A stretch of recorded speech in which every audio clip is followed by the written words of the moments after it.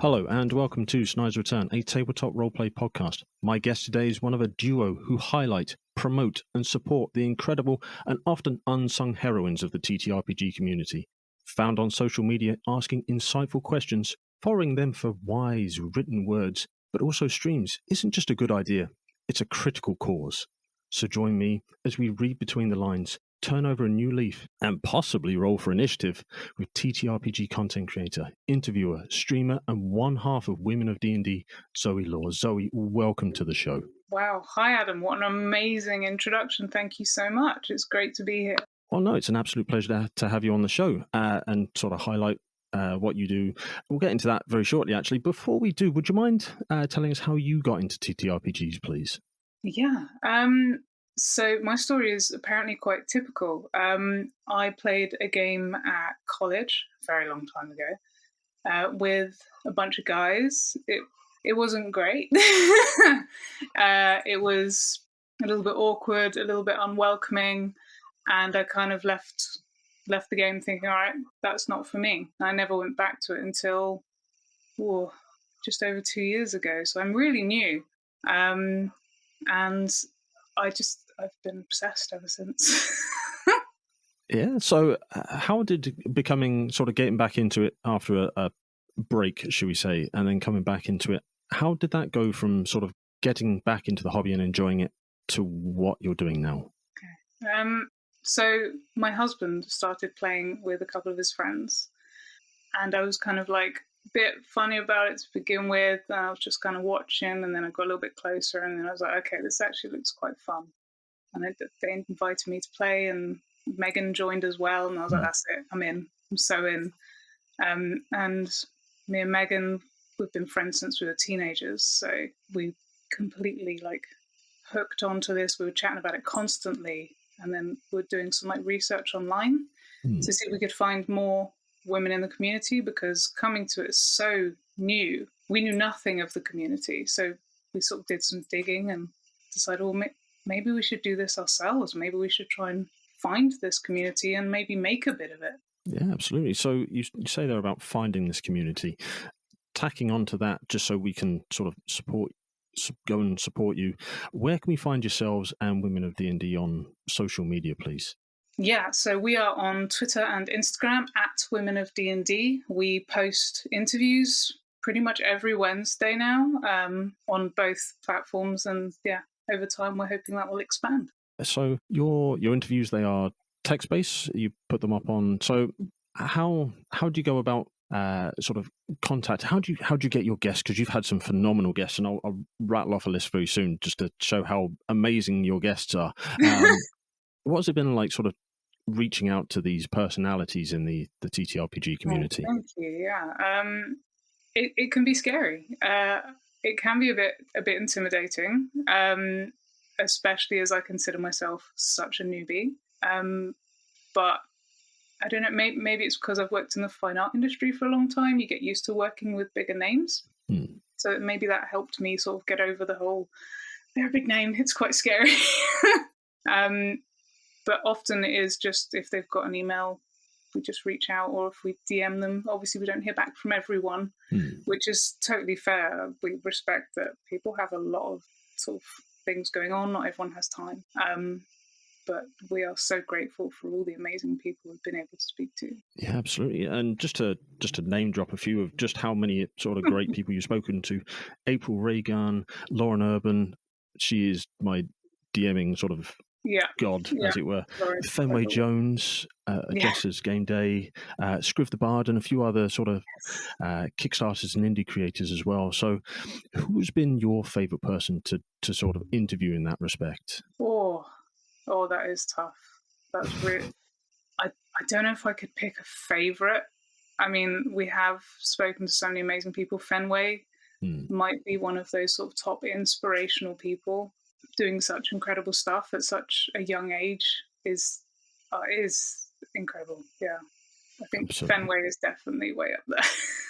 Yeah, as I say, people need to scroll down and click on the links to Twitter and Instagram, because the interviews you got, and I've just named 4 or 5 there, plus there was one this week.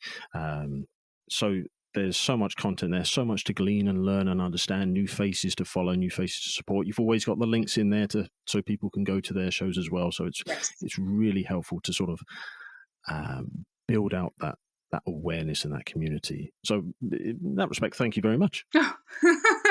Thank you. So do you get to play D&D often now? Do you have a regular game? How much of your sort of time is spent between Women of D&D, actual playing, and other commitments of life? And the rest of life. Yeah. Yeah, we have, what we aim at is a Friday night home game. Obviously, scheduling, it doesn't happen every Friday.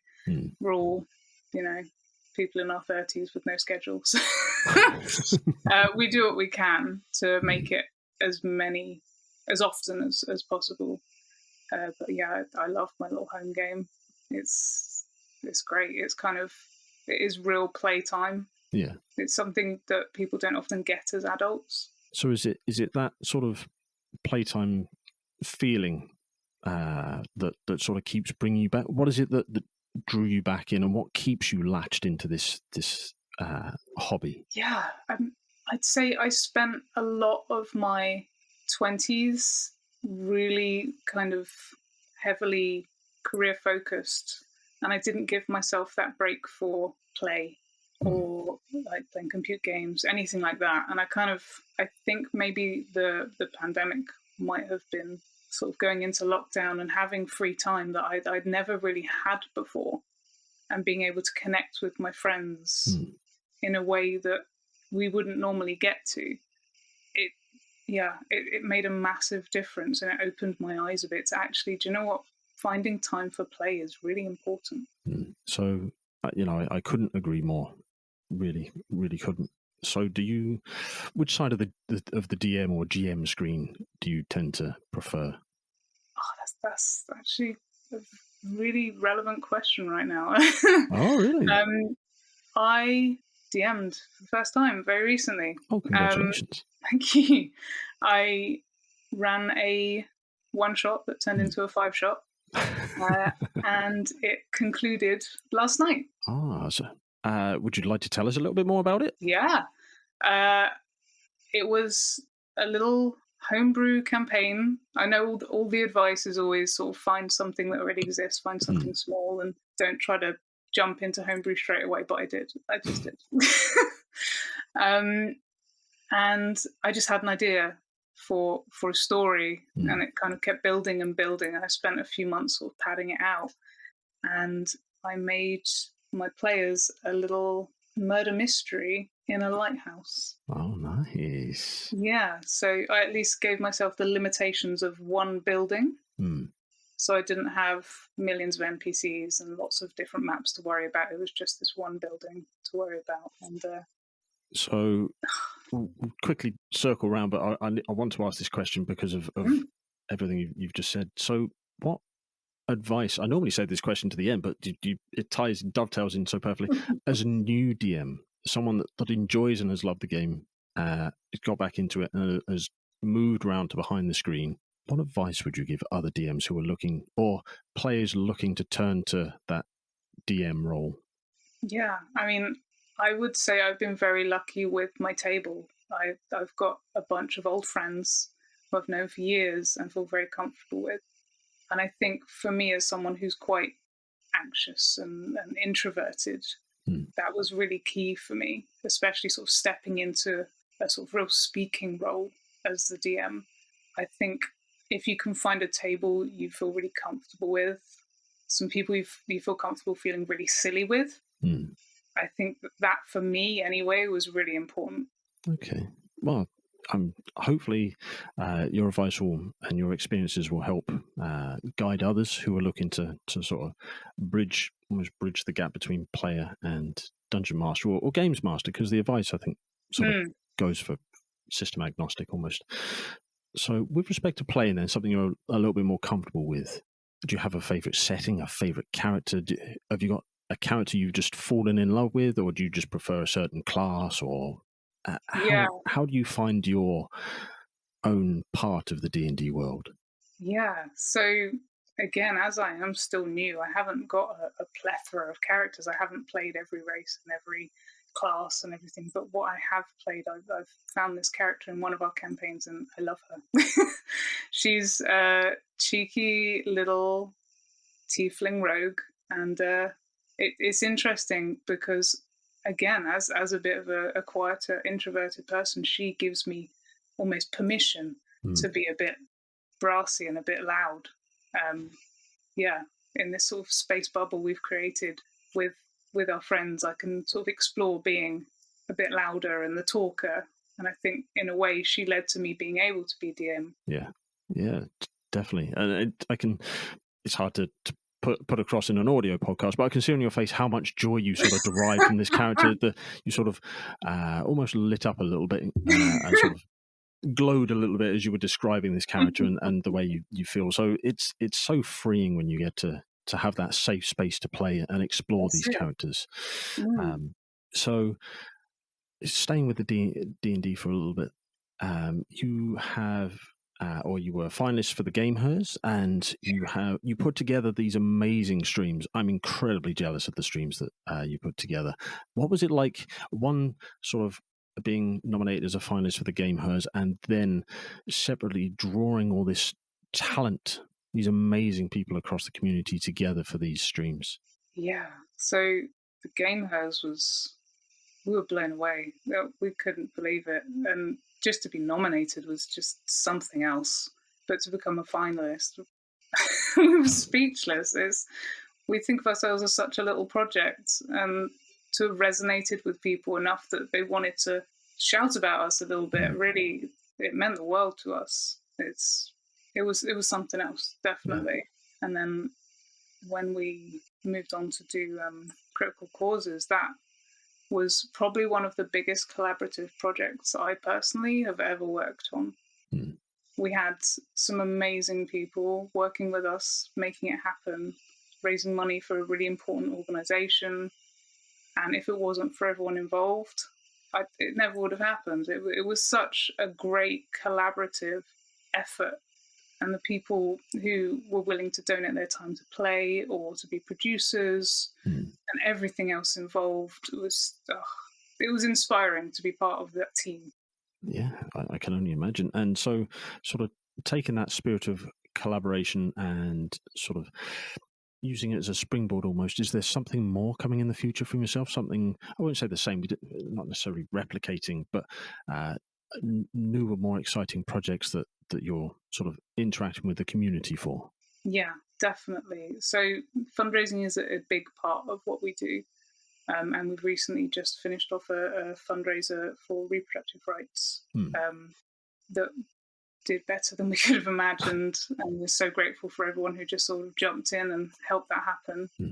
As it's also our birthday month this month, 2 years of Women of DnD, we have some big announcements coming at the end of this month. We're also expanding our team. We've got more people joining Women of DnD. And we can't wait to tell everyone who it is and what we have planned with them. And yeah, there's a lot coming, and there's a lot I would love to do with this project. But I also know I have to pace myself a little bit because I could just run away. I mean, strength and depth in your team, like any good adventuring party, is only a good thing, surely. And so, sort of swooping between topics like there's no tomorrow, I get back to D&D this time, or back to role playing. So your project is Women of D&D. You sort of put on streams and interacted with great people of the TTRPG community. Are there other systems that you wanted to play that you haven't had the chance to? Things that you're looking at in the future that you would be like, even if it's a home game, maybe have a try of this, see how this system works with my play style. Yes, there's lots. I wish I had more time and I could just play everything. I have to be realistic with myself, but I would love to have a go at Vampire the Masquerade. I think that would be so fun, a little bit moody, leaning towards my teenage goth self. And something like 10 Candles as well, I think looks really interesting. Yeah, I think the idea of getting people around a table and having that sort of like mood lighting and being quite dramatic, I think that would be really immersive. I'd love to try something like that, definitely. Yeah, very thematic games. I love it. I'm Mm, there. I'm there. I like a bit of drama. Yeah, that's where the story is. Surely that's where the Yes. excitement is, in the drama. So, sort of looking to maybe play those games in the future and collaborative. Will we see more? You said about expanding the team. Will we see more of you and Megan joining, sort of guesting on other streams or podcasts and things like that? Are you going to try and sort of open out your world in that respect, or are you going to sort of reinforce the team and then sort of, once that platform's in place, look to sort of branch out a little bit more? I would love to join some other streams out there. I think the thing that worries me a bit is the time zone difference, because so many of them are based in the US. But I would love to, like, if I could make that work, I would love to join, maybe as a guest or something. But moving forward, like, our dream would be to have our own Twitch channel where we can, like, get some real streams out there and start some actual plays ourselves. Yeah. I think that's a little bit in the future for us, but it is in the future for us, I'm sure. Nice, exciting stuff. So you mentioned expanding and strengthening the team, looking to go on podcasts, more interviews, that you're reaching out all the time, trying to get Mm. the positive responses back from the people in the community, so you can get these interviews, share the message, share the TTRPG love, as it were. Do you get much downtime? We mentioned it at the start. You've got this and work and a few other things. Do you get time away, so there's not always a pressure on you to put something out and output? The short answer is probably no. I do need to be better with my schedule and give myself more downtime, definitely. And in fairness, like, D&D has become that as well as Women of D&D. So I have my project as Women of D&D, but we also have our little home game. So that is just an evening of, like, playtime. It is a break. But outside of that, not too much, I would say. So I'm also an illustrator. So I often have commissions on the go as well. And I also have a full-time job. So yeah, downtime is scarce. I won't lie. I do need to be a bit more on it with that. Yeah, that's fair enough. Downtime is sleep at the moment, then, is basically what you're Yes, telling me. Sleep that's is a good way downtime to and put it. downtime is Yeah. sleep. So I can't remember what, you just throw me 10 left. I'm just in awe, that's all. So you mentioned your Friday home game. You've mentioned your tiefling character. Do you have, and there's been so much content produced recently, and at time of recording, we've just had things like the new Critical Role will come out. There's been third-party publications, some real strong representation from women and female presenting content creators out there. Do you have a preferred setting within the D&D sort of multiverse of many places and things, or are you just happy to go with where the DM or your own imagination takes you? Yeah, I'm very happy to just explore everything, and quite often a lot of the stuff we do is homebrewed, so it is just everywhere. But yeah, I'm open to all of the sort of adventures that are out there, really.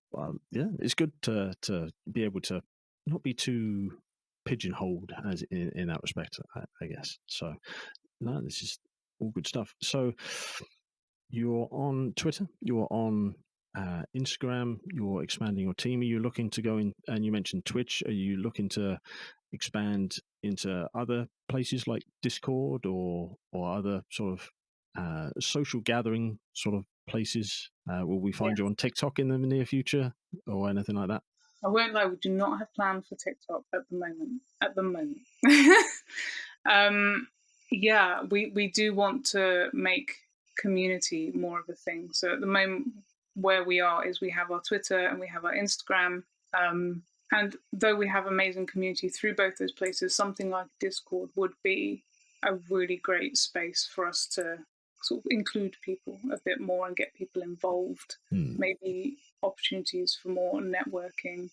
Yeah, just kind of making it a bit more about everyone rather than just our interviewees. As much as we love sharing and shouting about our interviewees, it would be really nice to make a space for everyone to get involved. So something like Discord, I think, will definitely be in our future. Well, we will look out for that for sure. And if it pops up and we made aware, we will no doubt we will join. But we'll also make sure there's a link to it so we can sort of share the community and just support each other in that respect.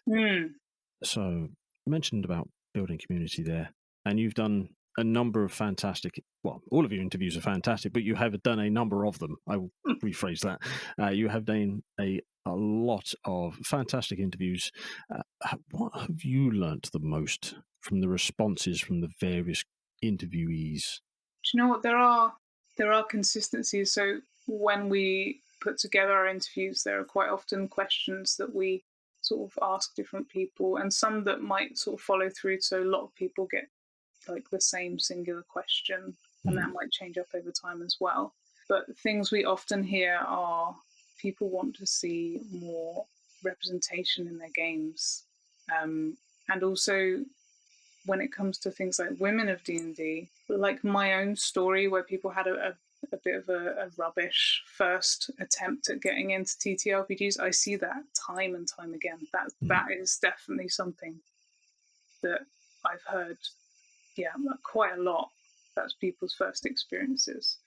So it is interesting in that so many people's experiences are the same or similar. Yeah. There's definitely a sort of theme through the people we interview that these experiences are shared.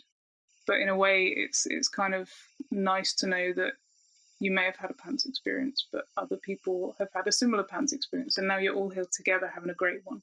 Yeah, that's true. So I'm not going to, I don't think we can put the worlds to rights in one interview, but building on that, building from a shared, unfortunate experience, but moving into a great experience, a good community experience, or just a good fun experience. What do you think needs to change or shift to allow less of these first bad experiences to take place?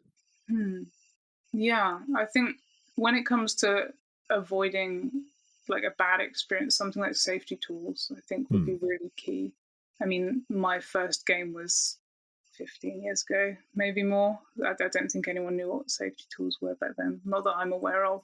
But nowadays, these tools are here, and I think they're so important for your games, especially if you're playing with people you've never played with before. But generally across the board, I think that's a really important key part of any game. Yeah. So focusing on that safety tool side of things, do you have a favored safety tool? Do you have a preferred system? Because everybody likes to, calibrate their table to their group, their players, so everybody's safe in the same space. Do you have a preferred tools that you like to use or see used? Yeah. So again, as I'm such a newbie, I may not be doing 100% the correct thing, but what I've done is I like to make sure we have a good session 0 where we talk about anyone's particular triggering subjects or anything like that, and we run through the sort of rough themes of the game. And then I like to use the X card, and because we're normally playing through Roll20, that can be done as a WhatsApp message, like that can be done without anyone else at the table needing to know, and we just move on. That's like everyone is aware that is the system. Okay, that's good. It's good to ensure that safety is used. So when is your next interview out? I'm guessing it's going to be Wednesday. At time of recording it, this is Saturday. So Saturday, sort of the early part of June 2022. Your birthday is at the end of June? July, sorry. We'll get that one straight. So who is next? Who can we? So on next Wednesday from data recording, who is the next interview that we can look forward to seeing? So normally that's kind of announced on the day. Okay. I won't tell you who. But yeah, we have a really great interview coming up. It's an entire team. We've managed to interview all of the women on an actual play podcast. So you have, I think it's 4 interviews for the price of 1. Wow, that's great. Yeah, so it'll be a bit of a beefy one. It'll be good, and it's really fun, and the team are great. Yeah, I'm sure it'll be a good read Yeah, for sure. yeah. So we will look out for that. Obviously, by the time you're listening to this, that interview would already be out. So scroll back through the feeds, find that interview, read and enjoy, and then go back further and read the others and enjoy and sort of just soak in all the great content that the Women of D&D are putting out there. So your other half of your duo, Megan, what's it been like taking your friendship into this sort of structured and yet chaotic world of TTRPGs? Great. Absolutely, like so much fun. So as of now, Megan has had to take a little bit of a step back because she got a promotion, which is great. Like, yeah, so that's one of the reasons we're expanding our team. And then once Megan's ready, she can jump back in. She's not gone anywhere, but yeah, so she's had to take a little bit of a step back for now. We're expanding our team, but these past 2 years of running this project together, having been friends since we were 15, something like that, it's been great. We chat almost every day. It's been such a fun project to sort of run together, and we don't live close by either, so it's like another like connection between us, whereas we may live far apart now, but we're probably talking more than we ever have. Yeah, that's Yeah. great.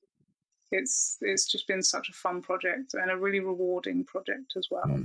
And to do that with my best friend, I couldn't really ask for much better than that. Absolutely, 100%.